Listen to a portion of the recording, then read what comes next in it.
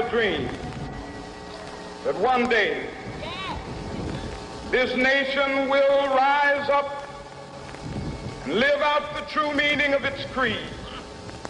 We hold these truths to be self-evident, that all men are created equal.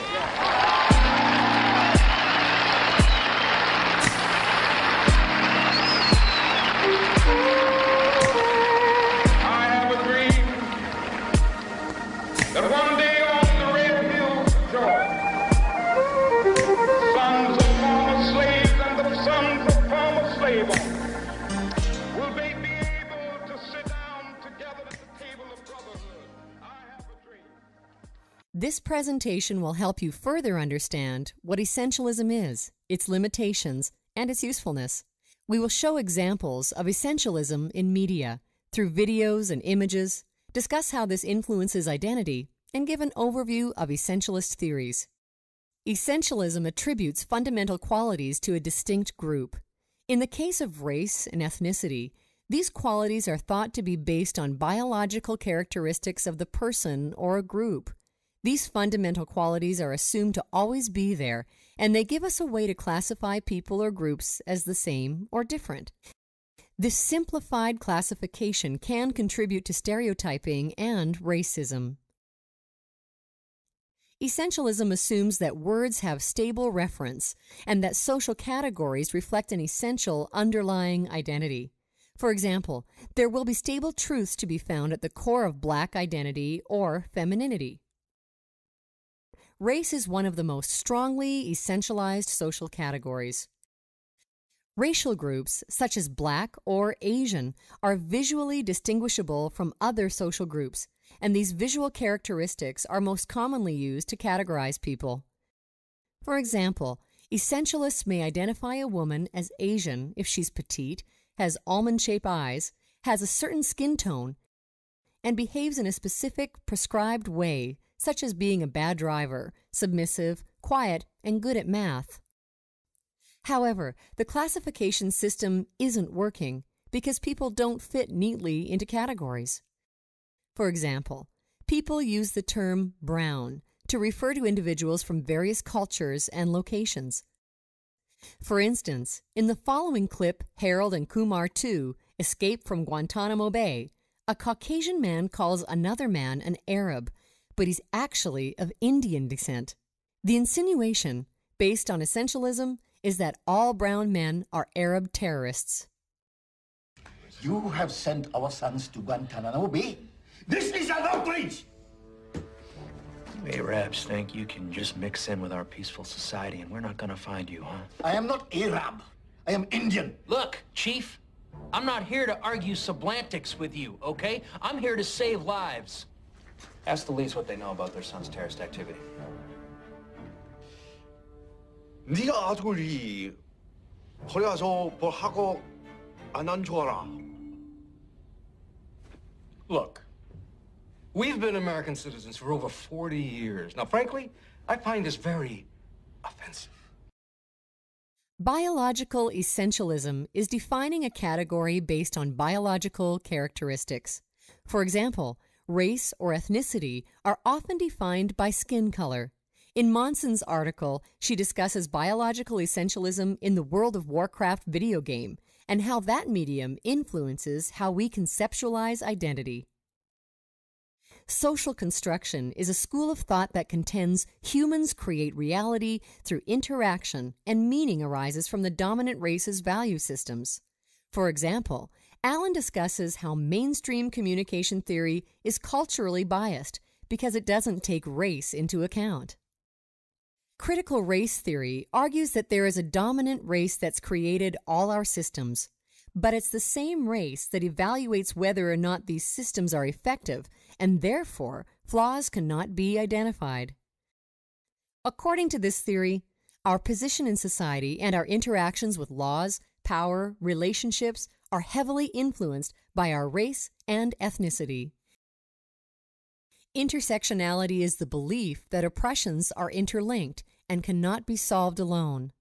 There must be a holistic approach. In Crenshaw's article, her goal is to explore race and gender so she can better understand violence against women.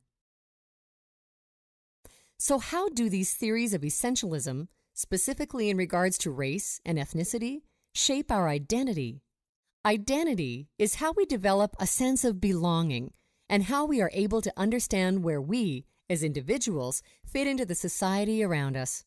Based on what we see in the media, we're assuming that these essentialist theories hold significant power in how we label and categorize the world. Essentialism also finds itself in video games, as Melissa Monson discovered in her study of World of Warcraft. Released in 2001, World of Warcraft is the most popular, massively multiplayer online role-playing game in the world. It has received critical acclaim from game critics, holding 90% averages on aggregation sites. The MMORPG had 11.5 million active subscribers in 2008 when Monson published this article.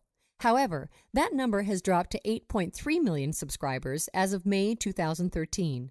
Like other MMORPGs, players control an avatar of 10 available races, such as blood elves and dwarves, and explore the 3D landscape fighting monsters and completing quests. Video games disseminate and reinforce racial and cultural ideologies of hegemony. Like other forms of popular media, including literature and television, Monson agrees with Stuart Hall's notion and writes that video games also contribute to reinforcing racial and cultural ideologies of hegemony. The 10 playable races of characters are divided into forces of good, the Alliance, and the evil Horde, whose conflict provides the narrative for the game. The game celebrates the racial differences of the characters as natural, exclusive, and inherent. For example, all trolls are vicious, cruel, and fierce, while all Taurens, which are based upon a stereotype of the Aboriginal, are peaceful and in tune with nature. Furthermore, the game manual strongly encourages players to accept the inherent natures of their characters. For example, individuals who play as trolls are encouraged to attack other players and steal their items. Media does not reflect the world. Rather, it represents the world. Sociologist Stuart Hall argues that media is a representation of the real world. By appropriating real-world landscapes, histories, and cultures, media becomes more real and believable to its audience. In the World of Warcraft, this can be seen as the conflict between the Alliance and the Horde, allies and Axis, and the culture of its characters, such as the Aboriginal-based Tauren and Aryan-based Blood Elves. Even science fiction media like Star Trek used cultural stereotypes to resonate with its audience. There is a shortage of research in video games. Monson notes that there is a significant shortage of research that has been completed in the video game medium. However, the research that has been completed has shown that cultural and racial stereotypes are used in virtually all video games. This has been true since the first generation of video game consoles with the Italian plumber Mario in 1985, and the immutable 6 roles available in the RPG Final Fantasy in 1987. Do MMORPGs and video games actually have the potential to create significant social change in deconstructing race, ethnicity, and gender? In her article, Theorizing Communication and Race, Brenda Allen examined the impact of cultural bias on mainstream communication theory. Allen suggested that cultural bias is present to the extent that its studies are tainted with a continuing pattern of Eurocentric intellectual domination. The concept of Eurocentrism is rooted in pre-existing biases and paradigms of dominant culture. The social impact racial discrimination has on society extends itself to the study of communication through the concept of Eurocentrism, the use of European or Anglo-American values. This is an extremely limited paradigm, perpetuating the interests of the dominant culture. The effect race has on communication studies is wide-ranging and can be seen in the financial services sector, human resources, and legal system. Ironically, as Allen indicated, some white people living in the United States regard racial discrimination as distant memory. This is an easy assessment for them to make, as many negative aspects of discrimination aren't relevant to them. Race prompts judgments about qualities a person will exhibit, Ami and Wynant reported that these perceptions include sexuality, intelligence, athletic ability, and aesthetic preferences. Allen noted that to herself as a middle-aged black woman, she had been socialized to view race as a fundamental, consequential aspect of her identity. How do we learn about race? Allen observed that what we learn about race comes from dominant discourses. The result is mainstream communication theory shaped in such a way as to be virtually devoid of issues relating to race. Because those of white European ancestry hold almost total control over mainstream publications, Eurocentric and white supremacist biases have a profound influence on communication products distributed to the public. Studies of power dynamics and race issues at a macro level are virtually absent from mainstream communication theory. By drawing attention to the benefits of theorizing race, Allen views it as a means to promote productive race relations and anti-racism.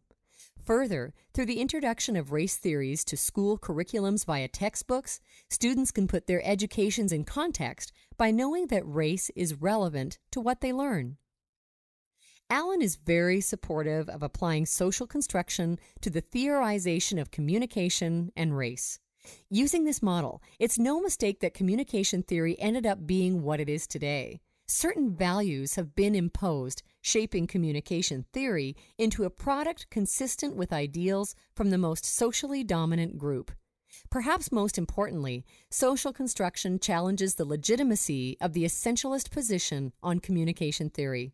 Social construction asks us to question how and why racial groups have been pigeonholed, reinforcing prejudice. It also asks communication theorists to examine whiteness outside of the context of it being the main comparator when thinking about race. Identity construction is particularly important when speaking of organizations because policies are often enacted to govern conduct amongst employees. Because the spirit of the policies comes from the dominant white culture, discrimination can be an outcome. On a positive note, Allen recognizes that organizations can also be a catalyst for change. Through policies and training, awareness of racial discrimination can be raised in an effort to reduce or hopefully stop it from occurring. Allen urges us not to focus exclusively on race, but to use it as a preamble to introduce other equally important social issues such as gender, social class, age, ability, religion, and sexuality. Does cultural bias exist in mainstream communication theory? In her 1991 article, Crenshaw explores how women of color are marginalized both within their race and gender, as these identities intersect to define who they are. Crenshaw looks at intersectionality in explaining identity politics and the marginalization of women of color impacted by violence. Intersectionality offers a holistic, multifaceted framework to examine not only race and gender while facing social injustice, but also any social, educational, class, economic, and cultural factors unique to women of color that impact their overall well-being. Women of color are painted with the same brush as white women in the political realm. Politicians who speak of protecting their mothers, sisters, and daughters are commonly referring to their white families in order to gain allies. Structurally, the needs of white women impacted by violence are often not the same as women of color when you factor in access to emergency support, language barriers, and cultural practices. Politically, race and gender are identified throughout Crenshaw's article as being two key perspectives from which violence against women can be viewed, but the common problem is that feminist and anti-racist agendas work autonomously. When race and gender converge, intersectional interests of women of color can be diminished or lost. Each perspective carries its own agenda without considering the needs of the other, when in fact they should collaborate to better understand the multifaceted needs of women of color. Portrayal in the media also impacts white women differently than women of color, as the media tends to portray the white victim in a more humanizing fashion. Representationally, women of color are more likely to be marginalized as the focus of violence against white women takes center stage. For example, Crenshaw notes cases in the American judicial system that will consider innocence or guilt of the victim of color over that of the assailant based upon interrogation of the woman's sexual history and moral character. Sentencing for women of color's assailants can equal less time served than if their assailants committed the same violence against a white woman. Central Park jogger. Crenshaw notes that the 1989 rape of a white woman jogging in Central Park brought more media coverage than a multitude of the other rapes or attempted rapes in New York at the same time, some of which were as horrific and, in some cases, more so. This includes a woman of color who survived being brutally assaulted and then thrown down an air shaft, yet the Central Park jogger remained the point of focus. Two Live Crew. It is suggested this group was singled out for the first ever obscenity charge in the rap world, primarily due to the group's race, then secondly due to its vulgar and violent lyrics that narrated physical and sexual harm done to women. From a social injustice perspective, this perpetuated the assumed portrayal of black men as sexual threat to white community, power imbalance between genders, and an implication that black women were the recipients of this violence. Crenshaw notes this case requires black women to accept misogyny and its attendant disrespect and exploitation in the service of some broader group objective, whether it be pursuing an anti-racist political agenda or maintaining the cultural integrity of the black community. Given the many facets of intersectionality on the experiences of women of color, how can communications theory find a voice unique for these women in mainstream media? Simplified classification is useful so we can make sense of a complicated world.